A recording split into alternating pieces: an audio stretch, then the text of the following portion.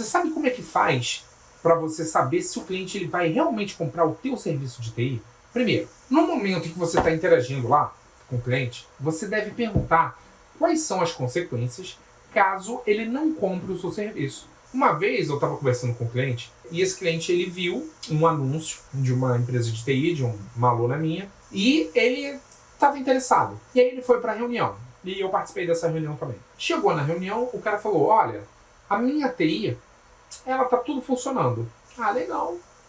A tua TI tá tudo funcionando, beleza. E falou assim, tá, mas o que você se interessou?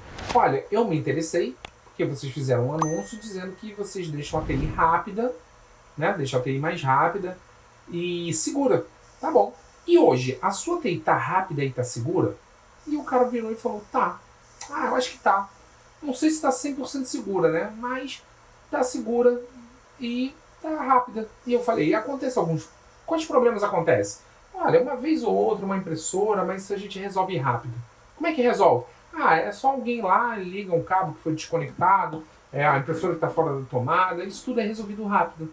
Tá bom. E aí, nessa hora, eu pensei, eu falei, cara, esse cara tá conversando com a gente. Se ele não comprar o nosso serviço, vai tudo continuar bem. Vai tudo continuar do jeito que tá, vai estar tudo funcionando. Então, quando você faz esse tipo de pergunta, você não fica vendido. Você sabe exatamente qual é a consequência se ele comprar ou não. Cara, isso falta na galera que está apresentando serviço de TI para as empresas. Você tem que saber exatamente, cara. Esse é um exercício que você deve fazer. Cara, você deve perguntar para o cliente para entender qual é a consequência caso ele não compre. Se não houver nenhuma consequência, cara, tu acha que esse cliente vai comprar ou não? Ele vai enrolar, né? Ele não vai querer, ele pode... Cara, não tem consequência nenhuma, tudo vai continuar igual. Ó, eu trabalhei com uma empresa, também é um aluno meu, que faz realidade aumentada e realidade virtual. E aí a área de inovação de várias empresas entrava em contato com ele e falava assim, poxa, cara, a gente está com um projeto aqui para a gente fazer realidade virtual, realidade aumentada, a gente vai botar óculos da Google, vamos fazer isso, fazer aquilo. O cara falava uma porção de coisa. Beleza. E aí, na hora que eu entrava nessa pergunta, do tipo, tá bom, e caso esse projeto não aconteça, o que muda? Ah, não, mas aí hoje a gente não tem essa tecnologia, né? Vai continuar tudo do jeito que é, do jeito que a gente só tá pensando em formas de melhorar. Ah, legal. Formas de melhorar, ou seja, não muda nada na empresa. Então, esse tipo de pergunta é bom para você se situar, para você saber em que terreno você está pisando. Agora, quando você descobre, você ouve uma resposta do tipo, olha, é o seguinte, se a gente não fizer esse projeto, a gente perde o budget do ano. Então, todo ano tem um budget para inovação. Se eu não fizer no ano que vem, eu vou ter esse valor a menos. Então, eu preciso fazer. Cara, agora eu entendi. É uma consequência forte. O cara precisa fazer o projeto.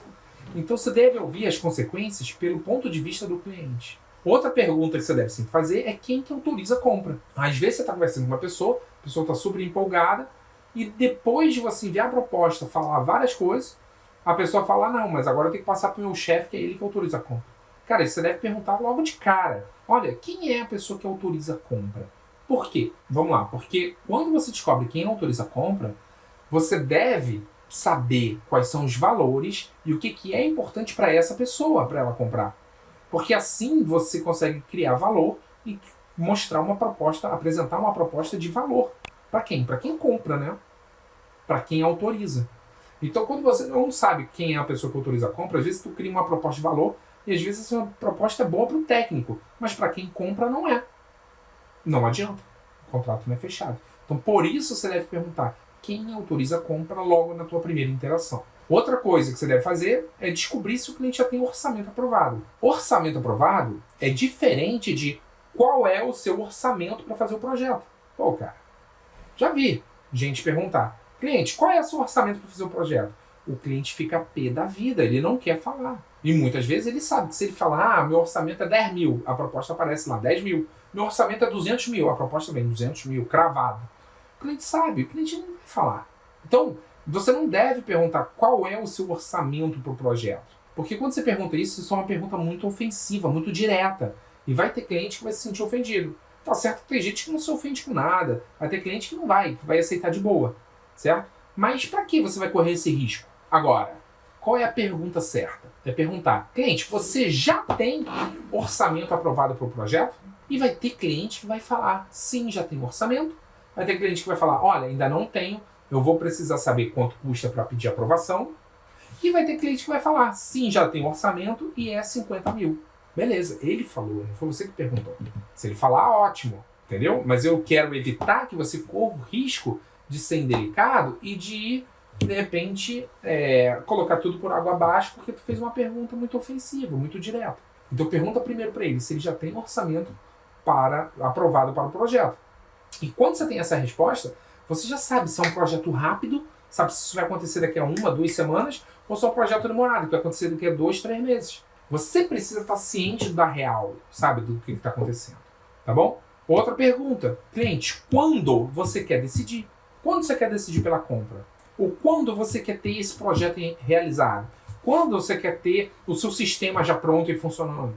Quando você quer ter seu ambiente na nuvem? Quando você quer ter a segurança implementada? Quando? Tem que perguntar. Por quê? Porque às vezes você está achando que o projeto vai ser agora, vai ser para esse mês, para o mês que vem, e o cliente fala, não, cara, só quero o ano que vem. Mas eu já estou conversando. Beleza. Tudo bem, tu vai trabalhar com ele para vender esse projeto no ano que vem. Mas pelo menos tu sabe qual é a real. Então são perguntas que você deve saber, né? Você faz essas perguntas para você saber se o cliente ele vai comprar mesmo ou não. Você tem que saber qual é a real, entendeu? Outra pergunta é, cliente, quem é que vai validar a parte técnica da solução? Eu já entendi que fulano autoriza quem compra.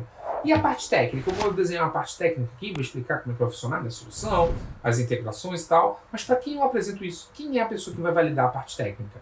Ele vai ter que saber. Você precisa saber quem é essa pessoa. Tá bom? Mesmo que seja o próprio gestor. Tudo bem, se for ele, ele vai falar, ó, sou eu. Tá?